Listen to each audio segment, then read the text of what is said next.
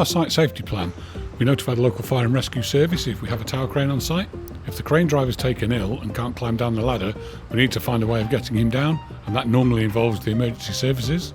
As in real life, Otahu would probably get turned out with first, the purple pole, and then we'll make it up in a line, the line struck, and the knees of that. So I don't know which. Once we had our safety briefing with the fire crew, where we told them what was going on site and they told us what to expect, the St John paramedic and the fire crew got to the task of climbing the 35-metre ladder.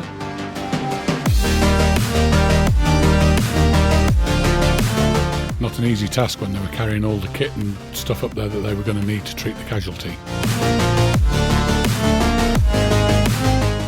Once on the platform and with the slew brake engaged, they were able to give whatever first aid was required and assess whether or not the casualty would be able to get himself down from the crane. Having decided that the crane driver wasn't going to be able to rescue himself and would need some assistance getting down, it was time to haul up some ropes and get ropes set up from the tower crane platform down to the equipment they had below, which included a truck, a gang of guys who were setting up the ropes so that they would be able to, first of all, hoist up a stretcher and then lower down the driver on the stretcher. With a large team assembled on the platform, it was time to lift the stretcher over the edge with the driver on board. Quite a tricky task because he's a reasonably big guy, and they managed to get him rested on the handrail. Then the paramedic had to climb over the edge and get herself in position so that she could accompany him on his journey down to the ground. As this exercise was being carried out using a member of the public, the fire service had to be particularly careful.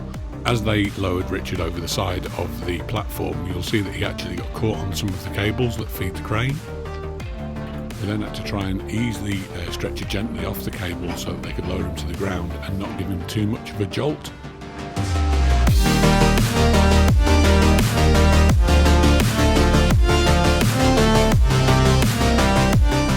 Once the stretcher had been freed from the cables, it was simply a matter then of just lowering him to the ground, which sounds very easy from where we were stood watching on the ground, but I would imagine it was quite a careful process because you've now got two people. The paramedic suspended in a harness and she's kind of connected to the stretcher. She's there so that she can reassure Richard on the way down and also make sure that his condition doesn't deteriorate.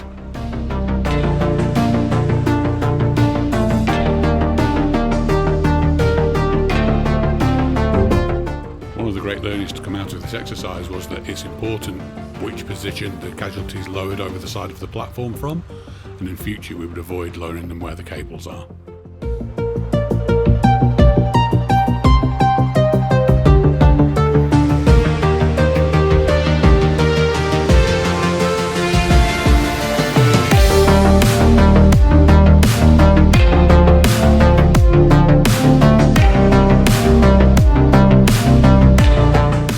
Once the stretcher was in hand, it was very gently lowered down to the ground.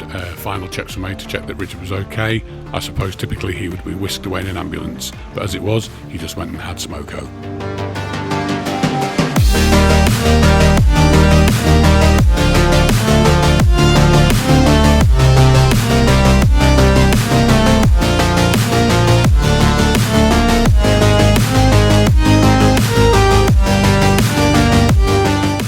Thanks again to the Auckland branch of the Fire and Rescue New Zealand and to St John for their involvement.